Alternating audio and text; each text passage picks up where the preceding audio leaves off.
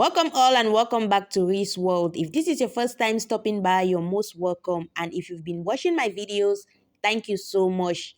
Please don't go without subscribing. Give this video a thumbs up. Leave a comment down below of what you think of this video. And if you have any suggestions, let me know in the comment section and I'll get back to you. Today's video, we are touring the largest slave trade market in Central Africa. This slave trade market is located in Cameroon, Southwest region, Limbe, Bimbia to be precise. So what you just saw was the gate leading into the slave trade market.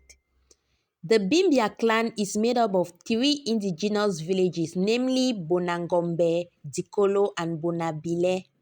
Oral history of the origins of Bimbia holds that a fisherman called Muyang Ma Sonje from Bomboko, a village located at the leeward side of Mount Cameroon, left his home because of a dispute with his brothers. He used the sea route to enable him to move quickly and far away from his village. He arrived at a place he named Isuku, or Isu in short. Isuku in his native tongue means I have reached the end of my journey. Thus, the origin name of Bimbia is Isuku or Isu. The Bimbia slave village reveals some of the horrors of transatlantic slave trade that occurred in the period of 350 years. By the peak of the slave trade, more than 50 Europeans-built slave posts were operational in West Africa. Countries involved in slave trade included the Portuguese, the Dutch, the Danes, the British, the Swedes, the French, and Germans. The Bimbia slave side was one of the largest in Central Africa. Slaves from Gabon, Chad, Central Africa Republic, and the Congo passed through Bimbia. The Bimbia slave site suffered extensive damages due to the bombardments of the British anti-slavery warship called Man-O-War, which was stationed at the Esele in Mondoli village, 6 kilometers from Bimbia. The mission of the British Man-O-War ship was to destroy any slave boat leaving Bimbia to America. Today, the area is called Man-O-War Bay. I have a son called Bela. Bela also had a son called Bimbi, King Bimbi. Normally, when the Europeans came here, they make King Bimbi, they cannot pronounce the name Bimbi. They started calling it Bimbia. Bimbi was not happy. No, my name is not Bimbia. My name is Bimbi. That's why they also told Bimbi that Bimbia also means the people of Bimbi. That's why they normally give the name Bimbia to this village. And Bimbi also had 3 children, 2 boys, 1 girl.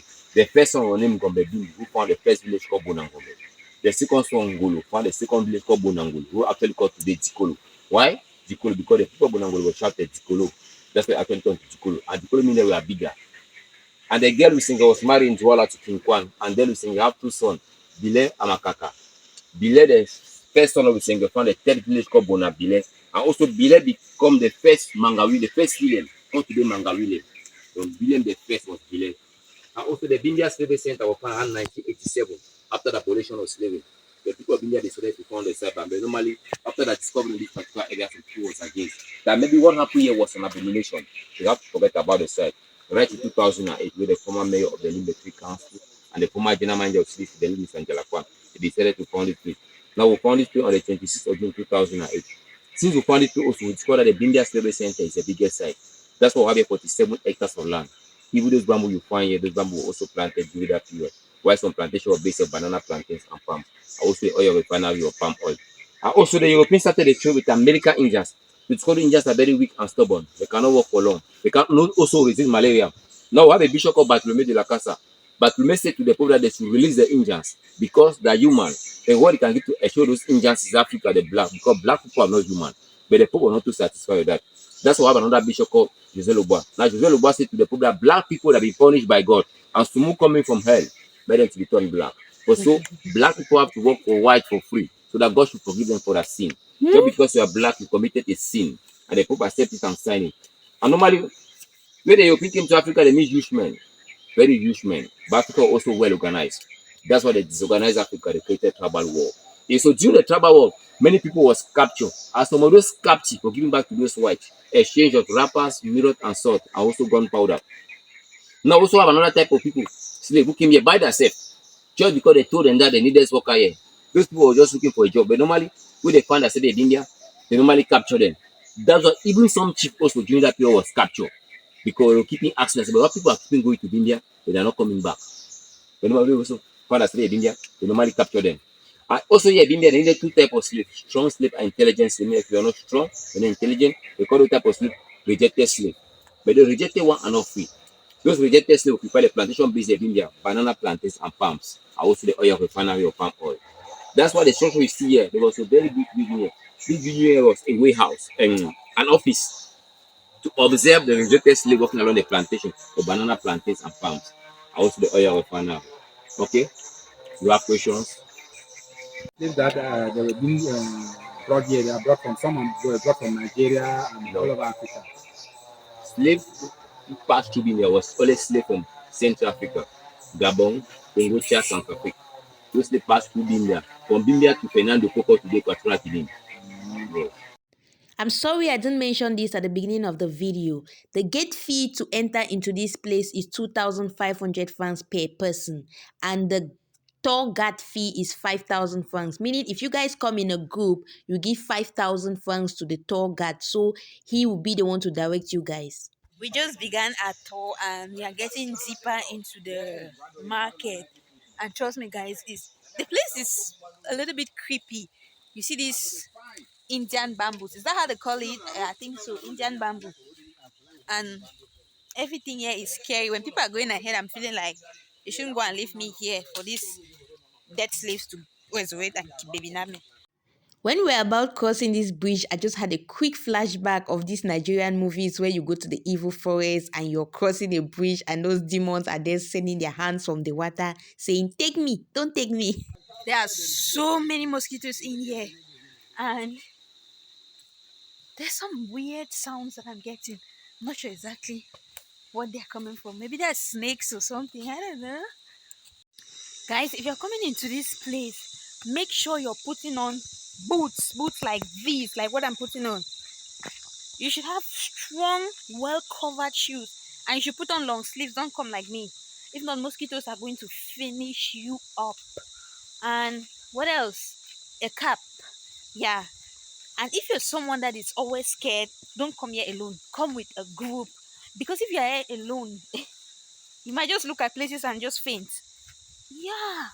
Because I'm basically just looking at places like this and getting scared. If it's not that, I have you guys here with me, I will be worried. So, as you're walking in the market, the slave trade market, we have signboards indicating points of stuffs that you need to check out. So, yeah, that is it. And you see these buildings. I just thought that since this is a kind of historic thing, the government would have done more preservation here so that the generations to come will also get to enjoy these and also know what happened in the past and have a better story to tell. But with the way the things are being handled, it feels like the shortest time to come, everything will be finished. This has been here for over 100 years and it's still surviving. But I don't know how much or how long it can last without preservation. This is really a good touristic Okay, now Okay. site. as I said earlier, the English strong slave and intelligent slave. The rejected slave occupied the plantation base. Building here was the oil refinery of palm oil. That's why inside you have some of those pipe who was used to refine palm oil. We also have some of those bricks. You have your GFK, Ramset, Manas. Normally, when the ship was leaving Europe to Africa, the ship was empty. Now they just have to feed the ship with those bricks so that the ship can have balance. They also use some of those bricks for the construction of those buildings. And the brick were manufactured in Britain around the 15th century. Oftentimes, when I hear these stories, I begin to wonder what was going through the minds of those white people, why they treated the blacks poorly. And also, some of those recalcitrant sleep, some of those stubborn sleep also was very alive into those pillars. Don't look at the pillar like this. They mark it, they be a pillar like this, and there is it inside. If you are still stubborn, I see they see black people and what? Demon. That's it. So there will be. A pillar like this, and a slave was very inside. I thought these pillars was to chain slaves. So To think that the only difference we had with these white people is just the color and what they did to our forefathers, it doesn't make sense. Like, how would you take a live human being and bury in a pillar? Who does that? This set of white people that lived in the past, are they the same white people living today?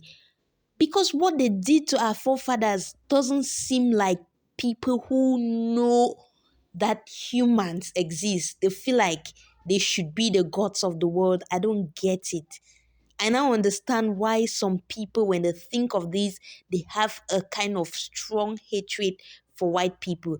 I'm not promoting racism here, but these stories bring a kind of painful past, a kind of sad pain. Okay, look at this. Now you have a we have for stubborn slave. Those stubborn slave were just chained around those pillars. But look at this pillar very well. A pillar like this can carry about 5 or 10 slaves. Mean one while goes round. Now, sometimes also the double slave in each pillar. Now, those two are tied there like this. You see?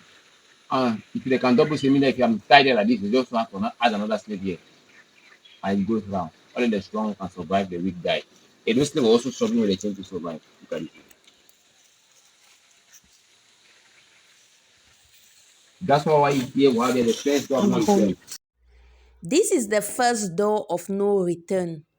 Once you step out of this door, that's your goodbye. And this is the door that the stubborn slaves use. That means they force them through this door and put them in the ship and send them to Europe or wherever their destination was. And that was a goodbye to them.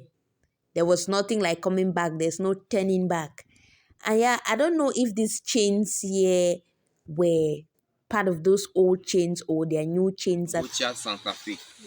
The old slave pass through Bimbia. Bimbia was the main slave market we are using today. Because 2 days ago, they told others that I was giving these cheap mirrors. But those mirrors collected by the chiefs, what was it for? this was the main market, the main slave market we are talking about. This was the area. So beyond this bamboo, there's a bridge here. Those slaves were just coming through this passage. Those who was coming here freely because they told them that there was a job opportunity here. They was coming very happily, singing, dancing. Normally, when they cross the bridge, they're coming straight to this particular area. Actually, here they have to weigh those slaves. They also, after weighing those slaves, they also have to chain those slaves. That's why here there was a cage here. In this particular area, there was a cage here. Here we're supposed to have two slave masters just for a slave. So one stand there in front and the other one behind the slave inside the cage. Look at this. They force the slave to put his leg like this. Hmm? I put it like this. The man before is chaining the slave and also the one behind. Why? If the slave can't get the man in front, the one behind just to pull the chain. Just as I do with cows and pigs. You also start chaining them, they have to put the mark so that every slave master can recognize his slave. This is me thinking so loudly. I'm like, how did this man know how they chained the slaves? Was he there? Or has he just looked at the place and imagined what went on? Guys, we are now at the water and feeding station. This is where the slaves ate. This is where the drank and yeah. So the tour guide is going to demonstrate everything how they ate. They ate from this gutter you are seeing here. Let me call it a gutter. That is how they ate. They were treated like cows. They didn't even think of them as humans. Also drink like this. Doing a cow. Yeah. Mind you, these slaves were eating in chains. This is how they chained their hands and they were eating with their mouths. So this is the water and feeding station where the slaves had to eat. They will take their breakfast or their lunch or their one meal of the day here. They'll eat here and they're going to drink their water too here, just like the tour guide demonstrated. At this point, I was getting pissed off. Like the stories that were coming in, what the tour guide was explaining, how he made it sound. I don't know if he's the one making it up or this actually happened, but it's so painful. I hear the slave master was living here with women slave. It Where? was a story building here. Two story building. And also in this particular building, also there was a church here. You know, every Sunday those white men was going to church. And sometimes also when the night arrives, some of them they come and select some among those women. They take the women up, the abuse of those women to their satisfaction. Many women die for rape. Those women were also giving birth to children. But they see that again, a black and a white cannot give birth to baby. If that can happen, it's an abomination. So those children will just consider the children of abomination, live with their mother, still working for them. That's why also here we have here the second door of no return. Men, women, children pass through this door. The first door was for stubborn slave. This is so unbelievable. Can you imagine this? That they were going to church and after church they have to stay here and then they deal with the women. This is crazy, okay? This is crazy. And then this is the second door of no return. When you pass through this door, that is bye bye. You are going, never to come back. This short door. And they just go down, down, down, down, down to the sea, and then that's it for them. And guys, reason this out. I'm beginning to wonder the kind of Christianity those guys preach those days, because what we are told today, the Christianity we have today, doesn't teach us to treat others poorly. And to even think of it that they were going to church, they were studying the Bible, they are the ones that brought Christianity to Africa. How could they do this to us? Or was that Christianity some kind of lies telling? I don't know. What do you guys think? Let me know in the comment section. Tell me, let me know what you guys think of this kind of act. Like, you are going to church, you're the one that brought Christianity, but yet your actions don't portray the Christianity, and what we know today as Christianity doesn't say we should maltreat each other, we should act like the way they were acting. So what do you guys think? Have they changed the Christianity? Is the Christianity thing all lies? What's going on? Let me know. Let me know in the comment section what you think. And this is it. This is where the door of no return leads to. Let's see. Yeah. Actually, the furthest place is remove stones in that area. So they can take a passage to transport slave from here to the island. And normally, the name of that island is Nico Island. And the name Nico was given by Shika Nicola. As for those strong slaves who actually take the crown, those people will transfer to the island because they don't use with the water and then they cannot escape. Now, from here, they're going to Penang, the whole wherever. Okay. You are welcome to the Ah, Papa, this store was so sweet. Can we proceed inside? Because the water current, they need to operate. It's God's water. Oh.